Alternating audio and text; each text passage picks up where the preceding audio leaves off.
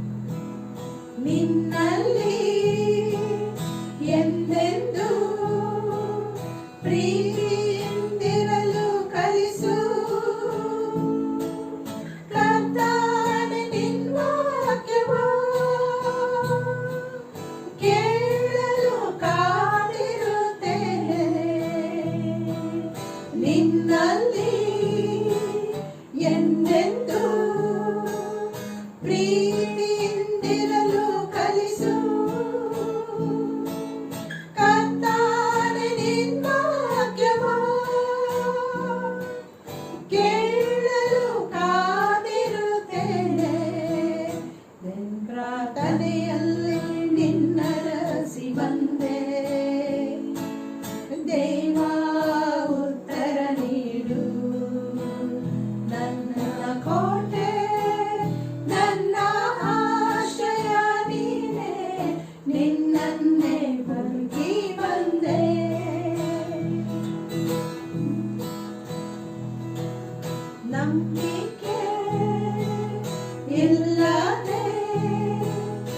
ನಶಿಸುವ ಆತ್ಮಗಳ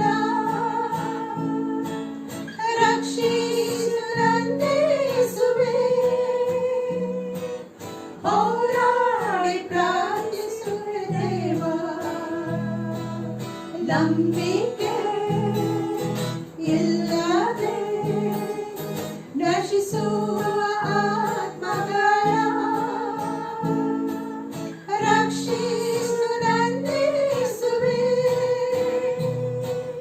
ಹೋರಾಡಿ ಪ್ರಾರ್ಥಿಸುವೆ ದೇವಾ, ಎನ್ ಪ್ರಾರ್ಥನೆಯಲ್ಲಿ ನಿನ್ನರಸಿ ಬಂದೆ. ದೇವಾ ಉತ್ತರ ನೀಡು, ನನ್ನ ಕೋಟೆ ನನ್ನ ಆಶ್ರಯ ನೀನೇ, ನಿನ್ನನ್ನೇ ಹುಡುಕಿ ಬಂದೆ. ನನ್ನ ಕೋಟೆ ನನ್ನ ಆಶ್ರಯ ನೀನೇ, ನಿನ್ನನ್ನೇ ಹುಡುಕಿ ಬಂದೆ.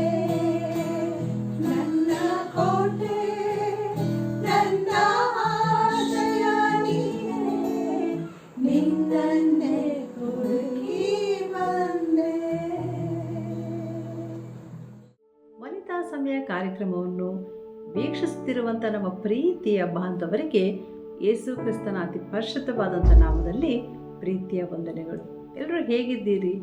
ಹೊಸ ವರ್ಷ ಬಂದೇ ಬಿಡ್ತಲ್ಲ, ಈಗಾಗಲೇ ಒಂದು ತಿಂಗಳು ಕೂಡ ಕಳೆದು ಹೋಯಿತು.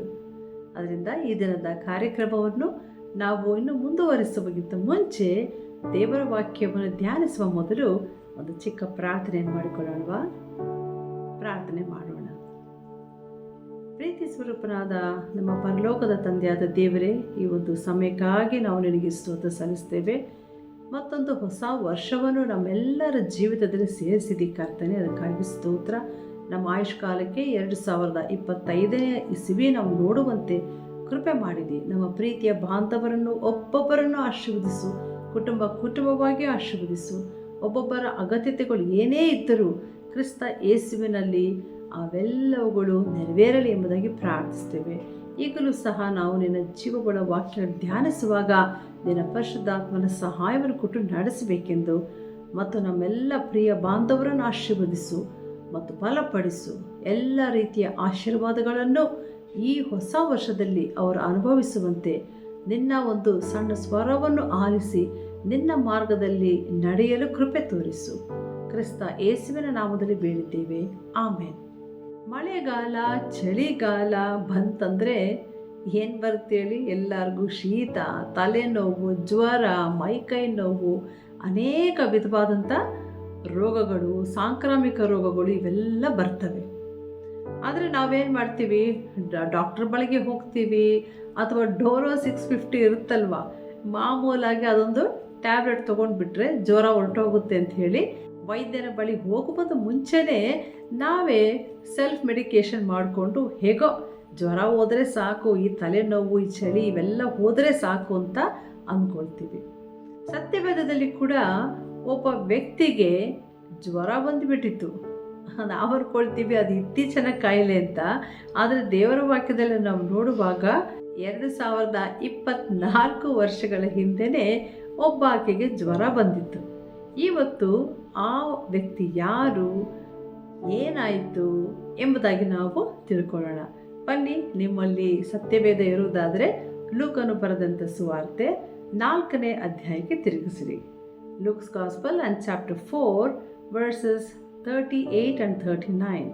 ಲೂಕನ ಸುವಾರ್ತೆ 4ನೇ ಅಧ್ಯಾಯ 38 ಮತ್ತು 39 ವಚನಗಳು ನಿಮಗಾಗಿ ನಾನು ಓದ್ತೇನೆ.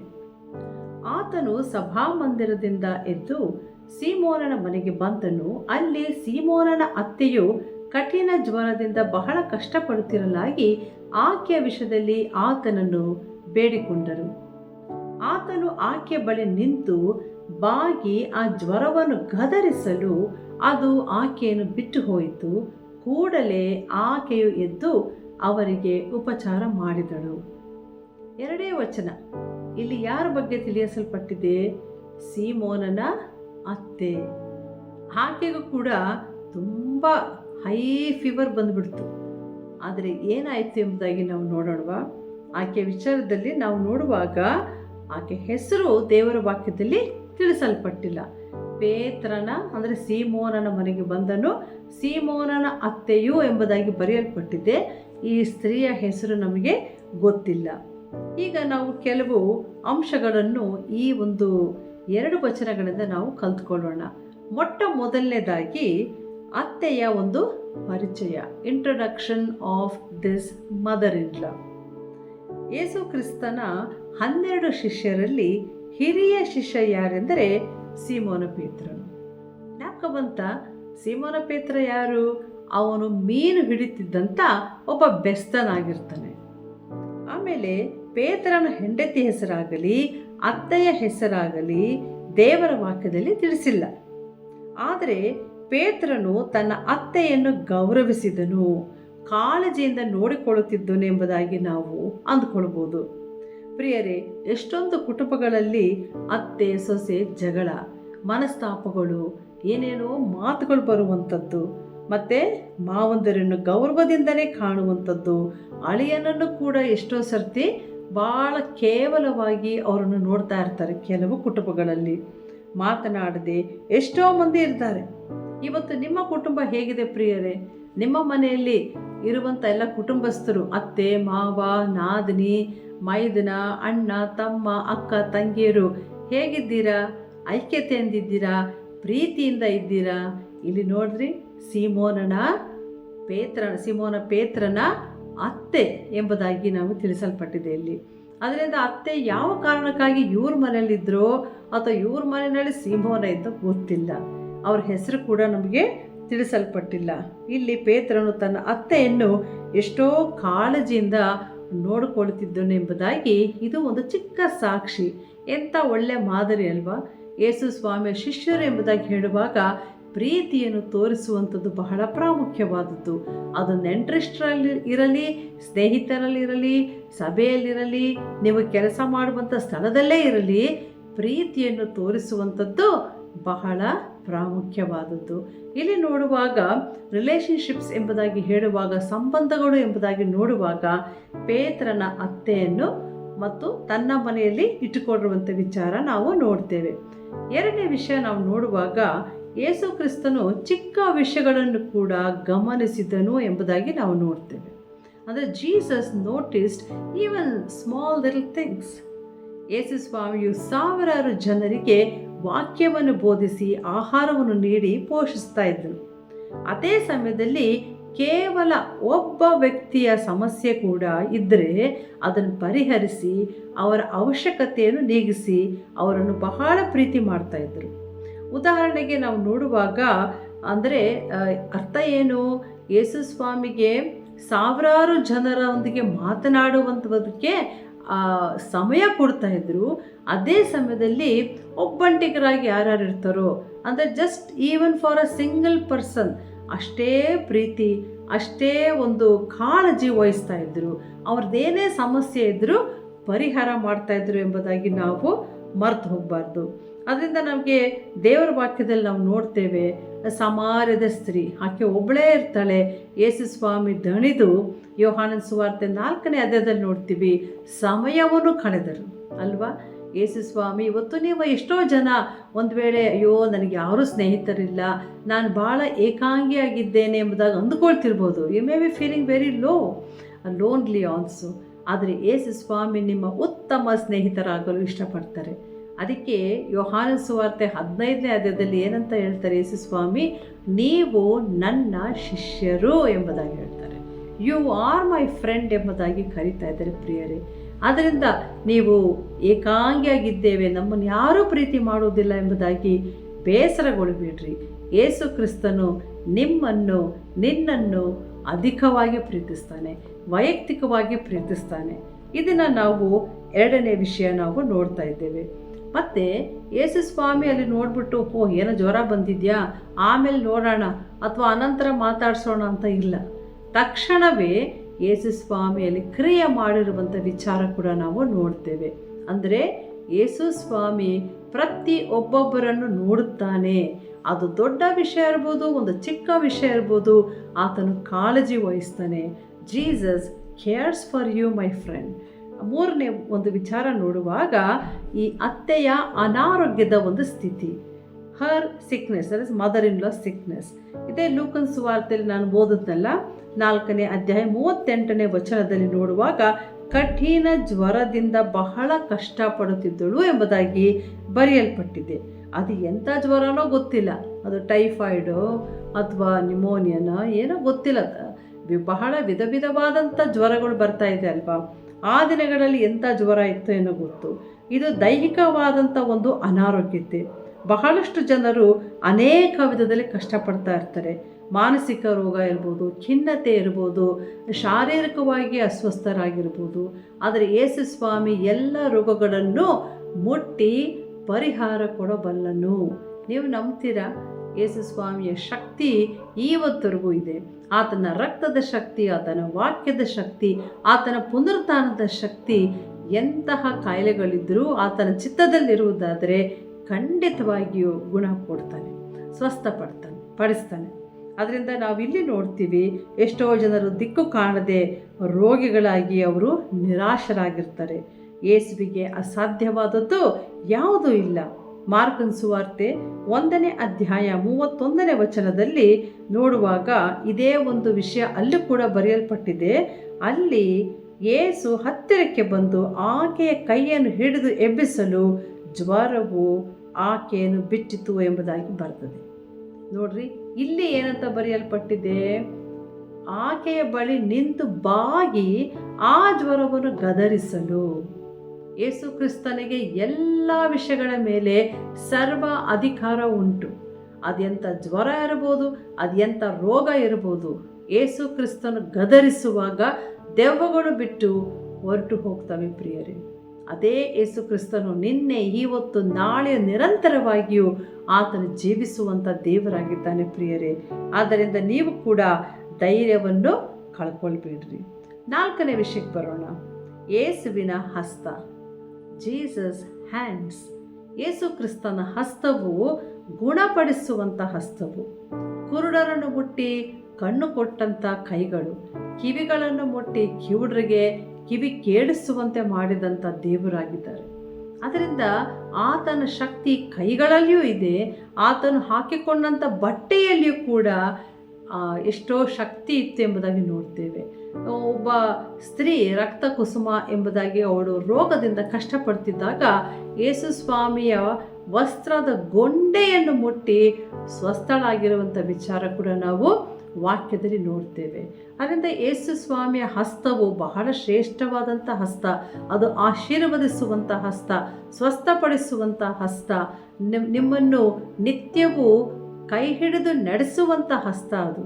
ಆ ಹಸ್ತಗಳಿಗೆ ತಾನು ಮೊಳೆಗಳನ್ನು ಓಡಿಸಿಕೊಂಡಿದ್ದಾನೆ. ಯಾಕಂದರೆ ನೀವು ನಾನು ಮಾಡಿದಂಥ ಪಾಪದ ದೆಸೆಯಿಂದ, ಪಾಪದ ಕಾರ್ಯಗಳನ್ನು ಮಾಡಿದ್ರಿಂದ ಯೇಸುವಿನ ಹಸ್ತಗಳಿಗೆ ಮೊಳೆಯ ಕೂಡ ಹೊಡೆಯಲ್ಪಟ್ಟಿದ್ದು ಶಿಲುಬೆ ಮೇಲೆ ಎಂಬುದಾಗಿ ನೋಡ್ತೇವೆ.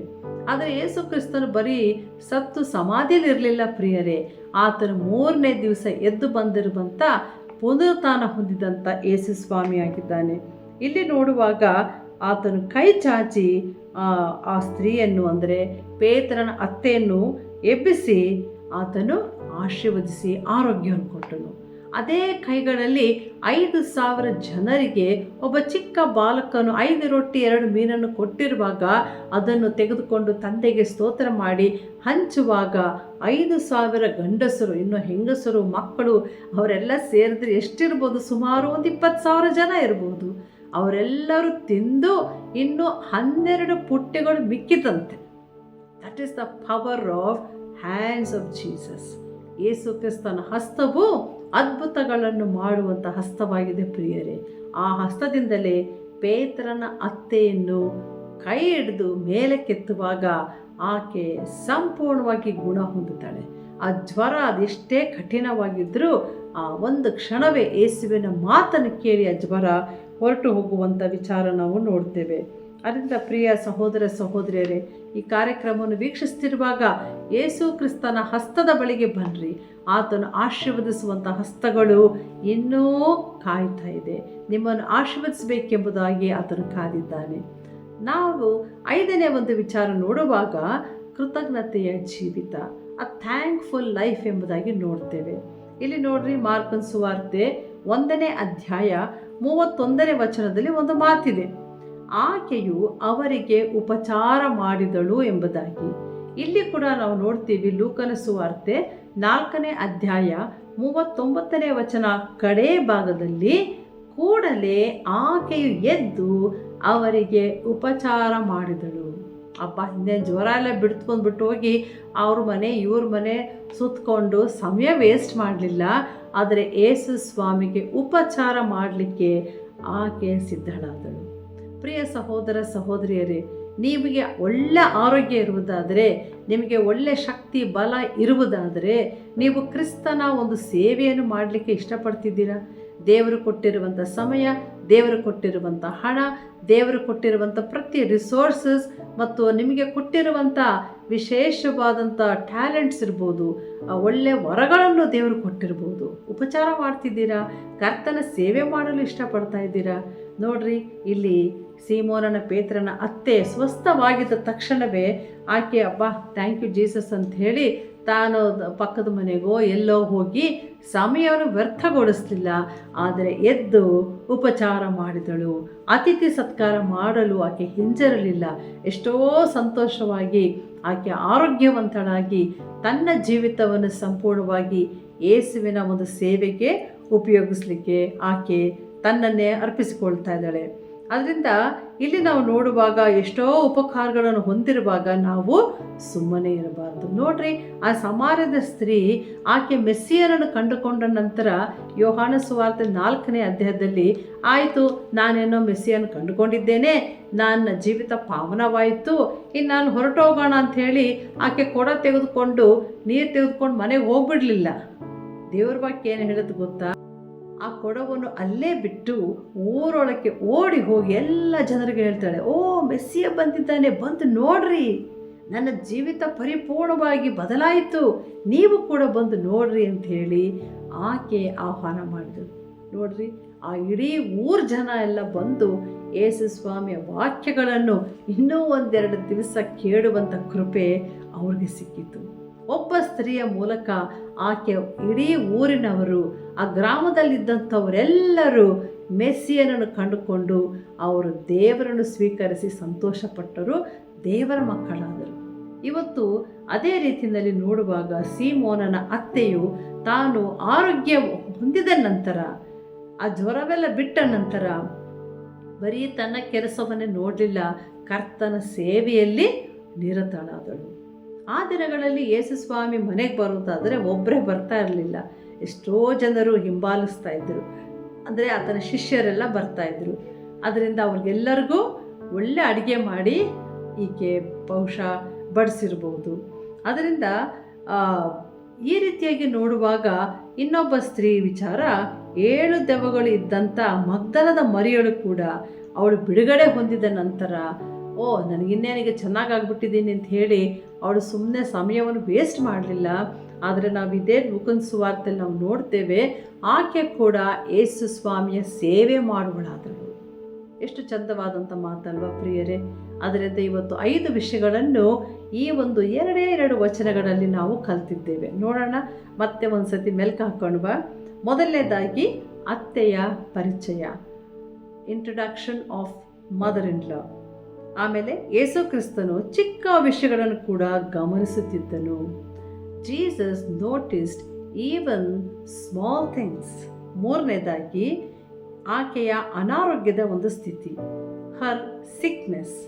4ನೇದಾಗಿ ಯೇಸುವಿನ ಹಸ್ತಗಳು, ಹ್ಯಾಂಡ್ಸ್ ಆಫ್ ಜೀಸಸ್. 5ನೇದಾಗಿ ಕೃತಜ್ಞತೆಯ ಜೀವಿತ, ಅ ಥ್ಯಾಂಕ್ಫುಲ್ ಲೈಫ್. ಪ್ರಿಯ ಸಹೋದರ ಸಹೋದರಿ, ವನಿತಾ ಸಮಯ ಕಾರ್ಯಕ್ರಮ ವೀಕ್ಷಿಸ್ತಾ ಇದ್ದೀರಿ ಇದುವರೆಗೂ.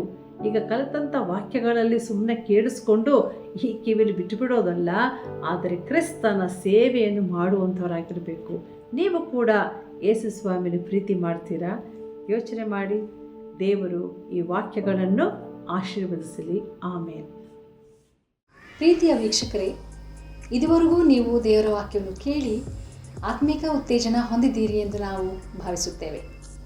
ಒಂದು ವೇಳೆ ಈ ಕಾರ್ಯಕ್ರಮ ನಿಮಗೆ ಇಷ್ಟವಾಗಿದ್ದರೆ ನೀವು ನಮಗೆ ಕಾಲ್ ಮಾಡಿ ನಿಮಗೇನಾದರೂ ಪ್ರಾರ್ಥನಾ ಮನವಿ ಇದ್ದರೆ ನಮಗೆ ಮೆಸೇಜ್ ಮೂಲಕ ಸಹ ತಿಳಿಸಬಹುದು, ಅಥವಾ ವಾಟ್ಸಪ್, ಟೆಲಿಗ್ರಾಮ್, ಸಿಗ್ನಲ್ ಮೂಲಕ ಸಹ ನಮಗೆ ತಿಳಿಯಪಡಿಸ್ಬೋದು.